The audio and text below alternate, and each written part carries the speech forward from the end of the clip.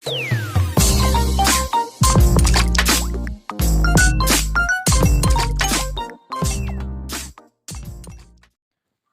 Assalamualaikum. Perkenalkan nama saya Nandia Wideningsih dari Prodi Pendidikan Bahasa dan Sastra Indonesia, kelas pagi semester 4. Di sini saya ingin menjelaskan materi tentang menelaah kurikulum dan buku teks, khususnya dalam mata kuliah Pendidikan Bahasa dan Sastra Indonesia. Yang pertama, dasar kurikulum. A. Hakikat kurikulum.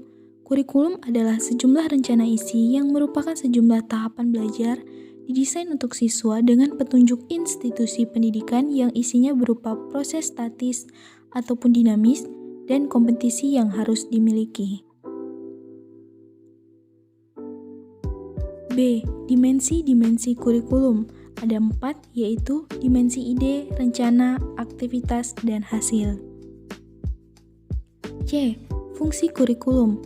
Ada 6, yaitu fungsi penyesuaian, integrasi, diferensiasi, persiapan, pemilihan, dan diagnostik.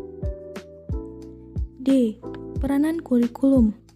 Yang pertama, peranan konservatif, peranan kritis dan evaluatif, dan peranan kreatif. E. Kedudukan kurikulum dalam Sikdiknas. Standar Nasional Pendidikan digunakan sebagai acuan pengembangan kurikulum tenaga pendidik dan tenaga kependidikan, sarana dan prasarana pengelolaan dan pembiayaan. F. Hubungan kurikulum dan pembelajaran. Kurikulum bukan hanya merupakan rencana tertulis bagi pengajaran, melainkan sesuatu yang fungsional, yang beroperasi dalam kelas, yang memberikan pedoman dan mengatur lingkungan kegiatan yang berlangsung di dalam kelas. D. Konsep dasar buku teks. A. Hakikat buku teks. Buku teks adalah buku yang berisi uraian bahasa tentang mata pelajaran atau bidang studi tertentu, disusun secara sistematis dan telah diseleksi berdasarkan tujuan tertentu. B.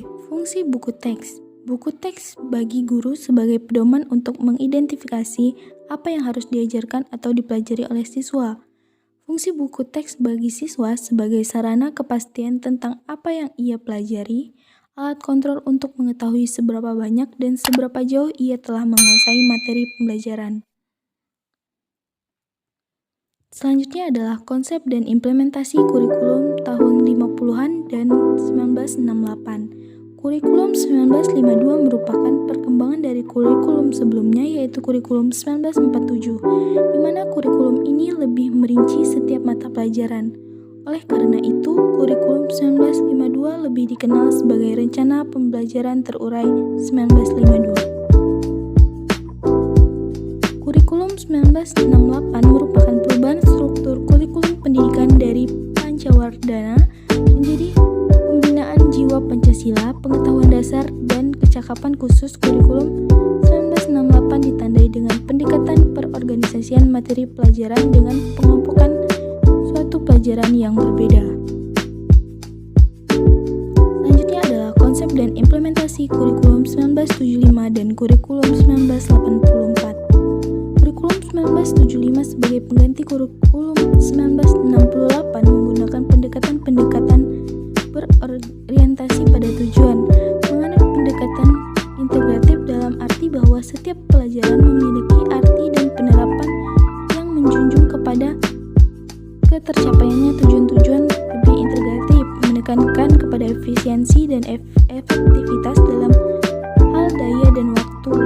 Kurikulum ini menekankan pada tujuan agar pendidikan lebih efisien dan efensif. Kurikulum 1984 mengusung proses skill approach. Meski mengutamakan pendekatan proses, tapi faktor tujuan tetap penting. Kurikulum ini juga sering disebut kurikulum 1975 yang disempurnakan. Selanjutnya adalah konsep dan implementasi kurikulum tahun 1994 dan kurikulum tahun 2004. Kurikulum ini merupakan perkembangan dari kurikulum sebelumnya. Dengan dasar kurikulum 1984, pada kurikulum 1994 muncul istilah CBSA atau cara belajar siswa aktif. Selanjutnya kurikulum 2004. Bahasa kerennya kurikulum ini adalah kurikulum berbasis kompetensi atau KBK, merupakan perangkat rencana yang pengaturan tentang kompensasi dan hasil belajar yang harus dicapai siswa, penilaian kegiatan belajar mengajar, dan pembelajaran sumber daya pendidikan dalam pengembangan kurikulum sekolah. Selanjutnya adalah kurikulum tingkat satuan pendidik atau KTSP, adalah kurikulum operasional yang disusun dan dilaksanakan oleh masing-masing satuan pendidikan sekolah. Kurikulum KTSP adalah kurikulum operasional yang disusun dan dilaksanakan oleh masing-masing satuan pendidik. KTSP dikembangkan oleh setiap kelompok atau satuan pendidikan dan komite sekolah atau madrasah di bawah koordinasi dan supervisi dinas. Selanjutnya adalah kurikulum 2013. Kurikulum ini baru ditetapkan pada tahun pelajaran 2013-2014. Kurikulum 2013 adalah pengembangan dari kurikulum yang ada sebelumnya, baik kurikulum berbasis kompetisi yang lahir tahun 2004 maupun kurikulum tingkat satuan pendidik pada tahun 2006. Hanya saja yang menjadi titik tekan pada kurikulum ini adalah adanya peningkatan keseimbangan soft skill, hard skill yang meliputi aspek kompetisi, sikap, keterampilan, dan pengetahuan. Selanjutnya adalah buku teks. Buku teks merupakan sumber belajar yang sangat penting untuk mendukung tercapainya kompetisi yang menjadi tujuan pembelajaran. Menurut Wiratno dalam Sugiyatna 2001 halaman 9, jenis buku teks adalah: yang pertama adalah buku teks utama, yaitu buku teks yang berisi pelajaran satu bidang tertentu, biasa digunakan sebagai buku pokok, dan buku teks pelengkap, yaitu sebagai buku tambahan. Kriteria buku teks: yang pertama, menarik, memotivasi, berilustrasi, metode, evaluasi, dan bahasa.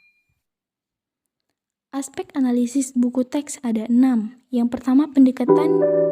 Yang kedua, tujuan, bahan, metode, evaluasi, dan bahasa. Sekian dari saya. Wabillahi taufiq wal hidayah. Wassalamualaikum warahmatullahi wabarakatuh.